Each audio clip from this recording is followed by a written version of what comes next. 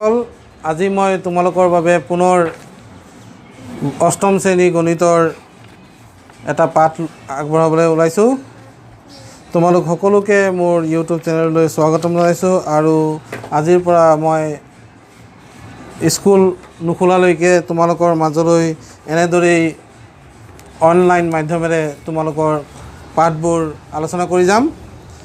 তো মই প্ৰথম অষ্টম শ্ৰেণীৰ অধ্যায় 1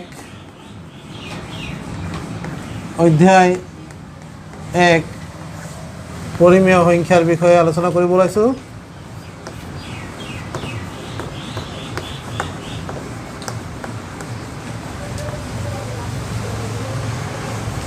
এতিয়া পৰিমেয় সংখ্যা বিষয়ে আমি সপ্তম শ্ৰেণীত কিছু ধাৰণা লাভ কৰিছিলোঁ। তোমালোকে নিশ্চয়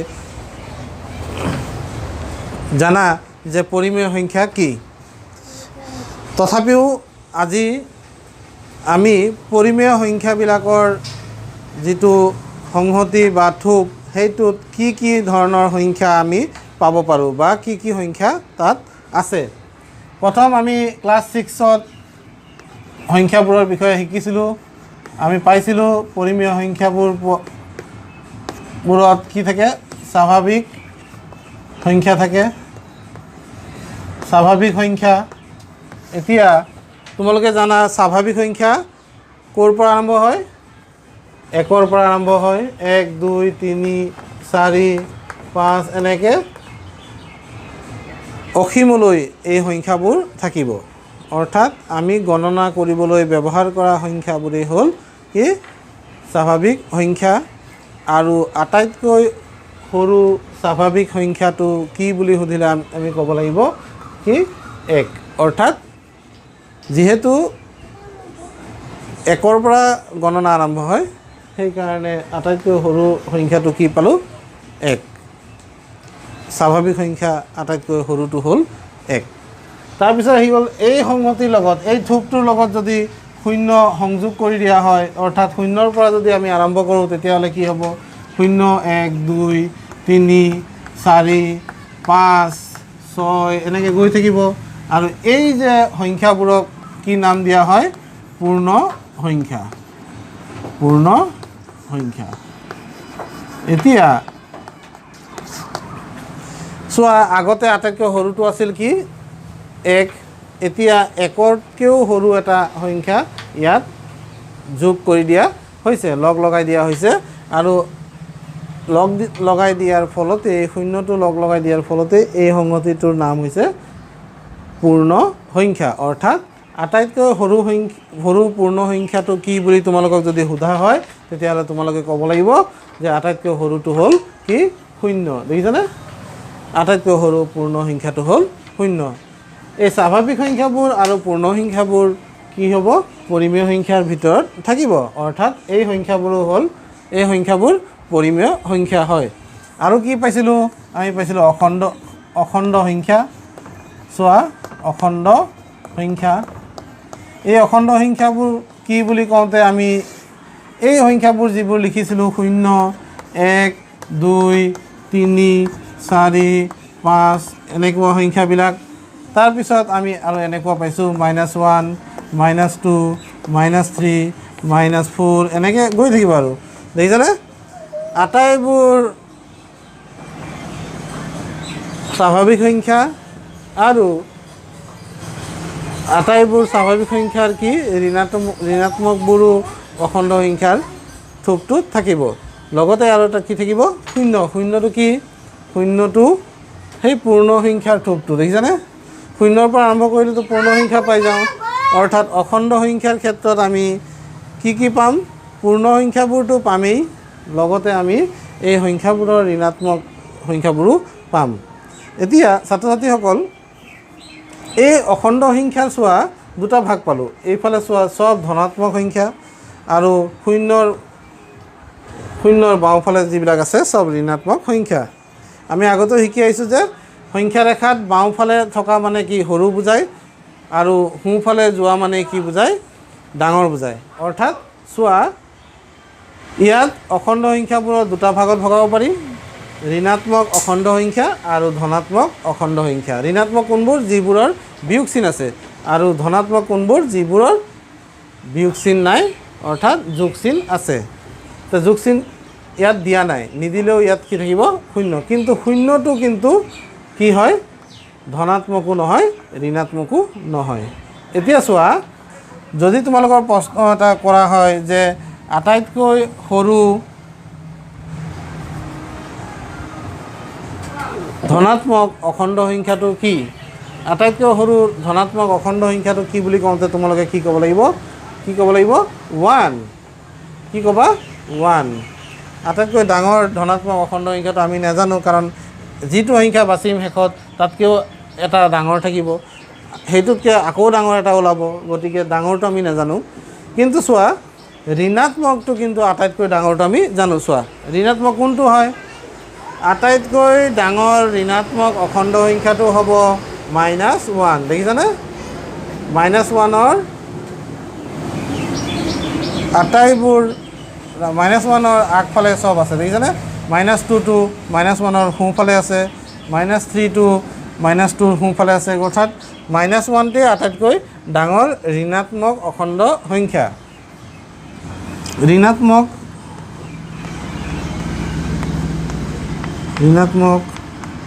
অখণ্ড সংখ্যা আৰু এইবিলাক কি ধনাত্মক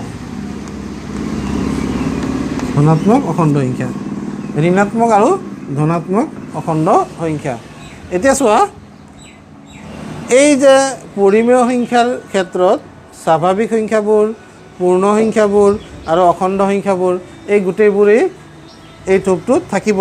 তাৰ উপৰিও এই পৰিমেয় সংখ্যাবোৰত কেনেকুৱা ধৰণৰ সংখ্যা থাকিব, 2/1, 4/3, তাৰপিছত 3/2, তাৰপিছত এই যে এইবিলাক কি ভগ্নাংশ, এই ভগ্নাংশবোৰো থাকিব আৰু ইহঁতৰ ঋণাত্মক ভগ্নাংশবোৰো থাকিব। ঋণাত্মকবিলাক কি এনেকুৱাবিলাকো থাকিব, 3/5 এনেকুৱাবিলাকো থাকিব।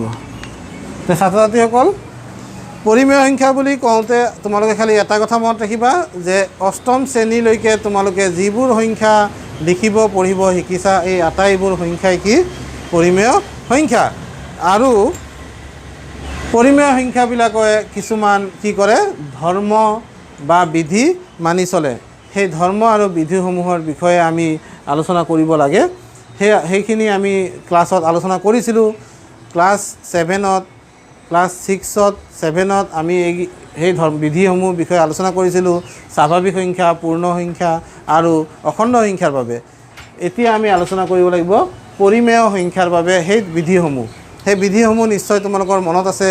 কি কি বিধি আছিল চোৱা, তোমালোকে তোমালোকৰ কিতাপত দেখা পাবা আবদ্ধ বিধি, সহযোগ বিধি, ক্ৰম বিনিময় বিধি, বিতৰণ বিধি, যোগাত্মক অভেদ, গুণাত্মক অভেদ, এনেকুৱা ধৰণৰ তোমালোকে বিধিসমূহৰ বিষয়ে জানিবলৈ পাৰিবা। আৰু আমি সেই বিধিসমূহৰ বিষয়ে থুলমূলকৈ আলোচনা কৰিবলৈ এটা নতুন ভিডিঅ' বনাম। এতিয়া আমি আগবাঢ়িব বিচাৰিছোঁ পৰিমেয় সংখ্যা কাক বোলে, অৰ্থাৎ পৰিমেয় সংখ্যাৰ যদি সংজ্ঞা দিব লাগে তেতিয়া কি কৰিবা। এই সংখ্যাবিলাক তোমালোকে দেখিছা যে এই গোটেইবোৰ পৰিমেয় সংখ্যা হয়। থুলমূলকৈ যদি সংজ্ঞাবদ্ধ কৰিব লগা হয় তেতিয়াহ'লে সংজ্ঞাটো কি হ'ব, বুজিছানে? পৰিমেয় সংখ্যাৰ সংজ্ঞা কি হ'ব, এতিয়া সংজ্ঞাটো আমি দিম। পৰিমেয় সংখ্যাৰ সংজ্ঞা দিবলৈ হ'লে আমি ক'ব লাগিব P/Q, অৰ্থাৎ P/Q এনেকুৱা আকাৰত প্ৰকাশ কৰিব পৰা আটাইবোৰ সংখ্যাকে কি বুলি কোৱা হয়, পৰিমেয় সংখ্যা। P/Q আকাৰত প্ৰকাশ কৰিব পৰা যিকোনো সংখ্যাকেই পৰিমেয় সংখ্যাবোৰ ক'ব পাৰি, য'ত এই যে P আৰু Q আখৰটোৰে আমি কি বুজাব বিচাৰিছোঁ, অখণ্ড সংখ্যাক বুজাব বিচাৰিছোঁ। আৰু এটা চৰ্ত আছে যে Q কেতিয়াও শূন্য হ'ব নোৱাৰে, অৰ্থাৎ তলত থকা অখণ্ড সংখ্যাটো কেতিয়াও শূন্য হ'ব নোৱাৰে। ওপৰটো হ'ব পাৰে, তলৰটো হ'ব নোৱাৰে।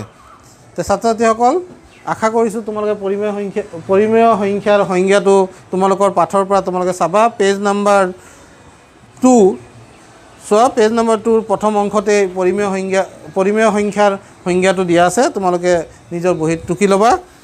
মই এতিয়া আগবাঢ়িম আমাৰ অনুশীলনীলৈ। ছাত্ৰ ছাত্ৰীসকল, এতিয়া অনুশীলনী 1.1ত কি দিছে চোৱা। অনুশীলনী 1.1ত প্ৰথম 1 নম্বৰ প্ৰশ্নটোত দিয়া আছে তলত দিয়াবোৰ সত্য নে অসত্য বিচাৰ কৰা। তো প্ৰথম কথাটো হ'ল পৰিমেয় সংখ্যাই যোগ আৰু পূৰণৰ বিনিময় বিধি মানি চলে। পৰিমেয় সংখ্যাবোৰে যোগ আৰু পূৰণৰ বিনিময় বিধি মানি চলে বুলি কৈছে। আমি এই উক্তিটো সত্য নে অসত্য ক'ব লাগে। সত্য নে অসত্য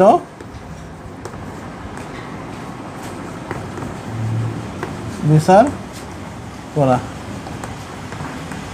সত্য নে অসত্য বিচাৰ কৰিব কৈছে। এতিয়া প্ৰথম 1 নম্বৰৰ 1টো দিয়া আছে পৰিমেয় সংখ্যাই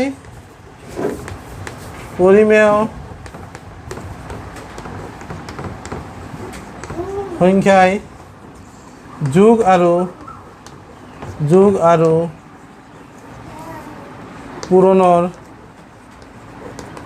পূৰণৰ বিনিময় বিধি মানি চলে।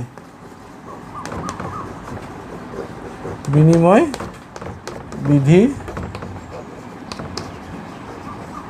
মানি চলে। এতিয়া কথাটো হ'ল আমি পৰিমেয় সংখ্যা বুলি কওঁতে আমি কি পাইছিলোঁ যে পৰিমেয় সংখ্যাত এই স্বাভাৱিক সংখ্যা আটাইবোৰ আছে। তাৰ স্বাভাৱিক সংখ্যাবিলাকৰ ভিতৰতে লওঁ মই, যেনেকৈ মই ল'লোঁ 1 আৰু 2। 1 যোগ 2 কৰিলে আমি কি পাম? 1 যোগ 2 কৰিলে আমি 3 পাম, হয়নে নহয়? যদি আমি 2 যোগ 1 কৰোঁ তেতিয়াহ'লে আমি কি পাম? দেখিলা, দুটা পৰিমেয় সংখ্যা লৈছোঁ 1 আৰু 2। 1 আৰু 2ৰ যোগফলটো কি হৈছে? 3 হৈছে। 2 আৰু 1ৰ যোগফলটো কি হৈছে? 3 হৈছে। অৰ্থাৎ 1 যোগ 2 সমান 2 যোগ 1। ক্ৰম বিনিময় কৰিলেও উত্তৰটো কি থাকে? সমানেই থাকে। দেখিছানে? যোগৰ ক্ষেত্ৰত সমান পাইছোঁ, হয়নে? মই এই দুটা সংখ্যা লৈছোঁ, তোমালোকে বেলেগ সংখ্যা লোৱা। তোমালোকে যিকোনো দুটা পৰিমেয় সংখ্যা লৈ এইটো চাব পাৰিবা। ক্ষেত্ৰত চাওঁ 2 3 গুণ কিমান? 2 3 গুণ 6 আৰু 3 2 গুণ কিমান? 3 2 গুণো 6। দেখিছা, ক্ৰমটো পৰিৱৰ্তন হ'লেও উত্তৰটো একে থাকে। অৰ্থাৎ বিনিময় বিধিটো কি কৰে? মানি চলে। যোগৰ ক্ষেত্ৰতো মানে আৰু পূৰণৰ ক্ষেত্ৰতো মানি চলে। অৰ্থাৎ এই ওপৰত দিয়া উক্তিটো কি হয়? সত্য। ওপৰৰ উক্তিটো কি হয়? এইটো কি হয়? সত্য। তো উত্তৰটো কি পালোঁ? যে পৰিমেয় সংখ্যাই যোগ আৰু পূৰণৰ বিনিময় বিধি মানি চলে। তো 2 নম্বৰটোত দিয়া আছে পৰিমেয় সংখ্যাই বিয়োগ আৰু হৰণৰ ক্ষেত্ৰত সহযোগ বিধি মানি চলে। বিয়োগ আৰু হৰণৰ ক্ষেত্ৰত সহযোগ বিধি মানি চলিবনে নচলে? এতিয়া চোৱা, পৰিমেয় সংখ্যা বুলি ক'লে আকৌ সেই আমি 2 আৰু 3 লৈ লওঁ। 2, 3, হয়নে?